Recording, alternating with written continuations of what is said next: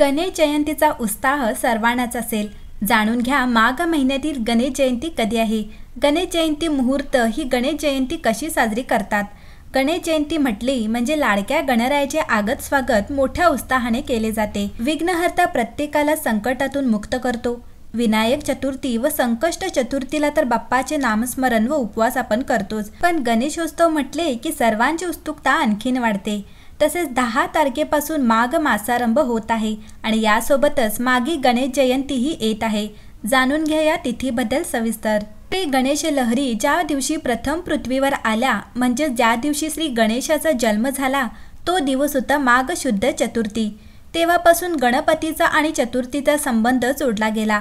माघ शुद्ध चतुर्थी श्री गणेश जयंती म्हणून साजरी केली जाते। या तिथीचे वैशिष्ट्य म्हणजे या तिथीला श्री गणेशाचे तत्व हे नेहमीच्या तुलनेत 1 सहस्त्रपटीने कार्यरत असते। भाद्रपद महिन्यात जसा आपण गणेशोत्सव साजरा करतो, यावर्षी 7 सप्टेंबर 2024 ला गणेशोत्सव साजरा होणार आहे। त्याआधी माघ महिन्यात महाराष्ट्रात गणेशोत्सव साजरा केला जातो, त्याला माघी गणेश जयंती असे म्हणतात। यंदा माघी गणेश जयंती 13 फेब्रुवारी 2024 रोजी साजरी केली जात आहे। यावर्षी माघ महिन्याच्या शुक्ल पक्षातील चतुर्थी तिथी सोमवार 12 फेब्रुवारी 2024 रोजी संध्याकाळी 5:44 सुरू होणार असून मंगळवार 13 फेब्रुवारी 2024 रोजी दुपारी 2:41 पर्यंत असणार आहे।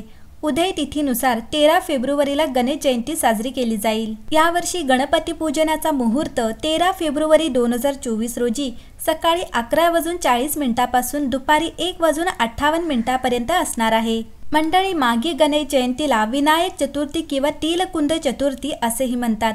महाराष्ट्रात काही ठिकाणी या दिवशी 1.5 दिवसाचा गणपती आणला जातो आणि गणेशोत्सवासारखा साजरा केला जातो। पौराणिक कथेनुसार गणपतीने राक्षसांना मारण्यासाठी 3 वेळा अवतार घेतला होता।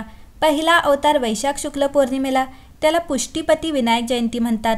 दुसरा अवतार भाद्रपद शुक्ल चतुर्थी जी गणेश चतुर्थी म्हणून ओळखली जाते, तर तिसरा अवतार म्हणजे माघ शुक्ल गणेश जयंती। माघ महिन्यातील या गणेश जयंतीच्या दिवशी करावयाचे गणेश पूजन भाद्रपद महिन्यातील गणेश चतुर्थीच्या गणेश पूजनासारखेच असते। या दिवशी पाण्यात तीळ घालून त्या पाण्याने स्नान करायचे असते, तसेच उपवास करायचा असतो। भाद्रपदातील गणेश चतुर्थीच्या दिवशी पार्थिव गणेश पूजन करण्यास सांगितलेच आहे, त्यामुळे त्या गणेश पूजनातील गणेश मूर्ती ही मातीचीच असावी लागते। याला तसे कारणही आहे, कारण या दिवसात शेतात धान्य तयार होत असते, म्हणून पृथ्वीविषयी कृतज्ञता व्यक्त करण्यासाठी ती एक प्रकारे पृथ्वीचीच पूजा असते, म्हणून मातीच्याच गणेश मूर्तीचे पूजन करायचे असते। माघ महिन्यातील गणेश जयंतीला धातूच्या, पाषाणाच्या किंवा मातीच्या गणेश मूर्तीची पूजा करायची असते। प्रथम प्राणप्रतिष्ठा करून मंत्रांनी मूर्तीमध्ये देवत्व आणले जाते। आवाहन, आसन, पाद्य, अर्घ्य, आचमन, स्नान, यज्ञोपवीत, गंध, पुष्प, धूप, दीप, नैवेद्य, मंत्रपुष्प, प्रदक्षिणा आणि नमस्कार या 16 उपचारांनी पूजन करायचे असते। माघ महिन्यातील या गणेश पूजनात पत्री अर्पण न करता दुर्वा अर्पण करतात, तसेच पूर्णाच्या मोदकाऐवजी तीळ सारख्या मोदकांचा प्रसाद अर्पण करायचा असतो। मूर्ती विसर्जनापूर्वी उत्तर पूजा करून देवत्व काढून घेतले जाते। एक गोष्ट मात्र खूप महत्त्वाची, ती म्हणजे गणेश मूर्ती लहान असावी। मंडळी, ईश्वर पूजा करूनही जर आपण आपल्यात चांगला बदल केला नाही तर पूजा व्यर्थ ठरते। तसेच उत्सव साजरा करीत असताना प्रदूषण होणार नाही याची काळजी प्रत्येकाने घ्यावयाची असते।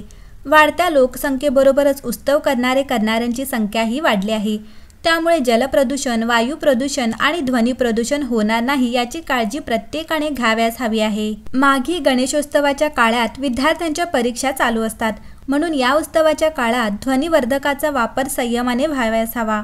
श्री गणेशाने प्रत्येक अवतारात अनेक दुष्ट राक्षसांचा नाश केला।